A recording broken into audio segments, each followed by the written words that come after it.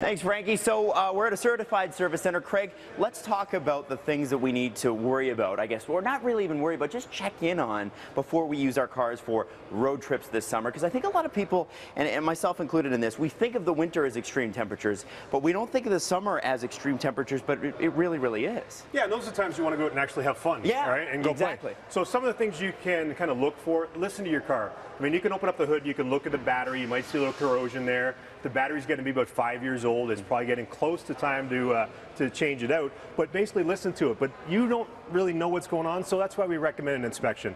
Basically 2 times a year. Once for the winter time makes a lot of sense. Another time is right about now before you go on those summer trips. You can come in, we'll test your battery to make sure there's nothing going on. Like you might have noticed it was taking a little longer to start.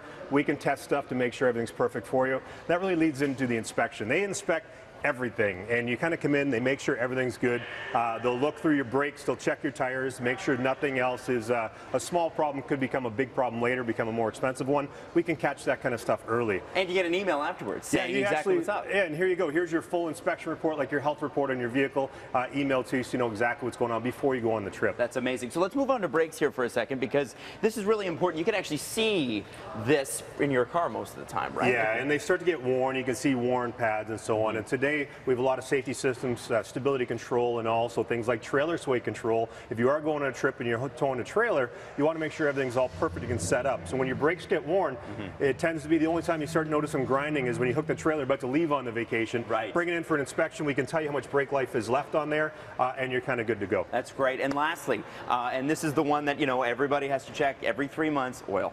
Yeah, oil is the easiest thing. When you look at it, you've got to change your oil. You usually have an oil life monitor telling you, but if it's starting to get low and you're about to go on a trip, come in and get it changed, right? Your owner's manual will tell you what type of oil.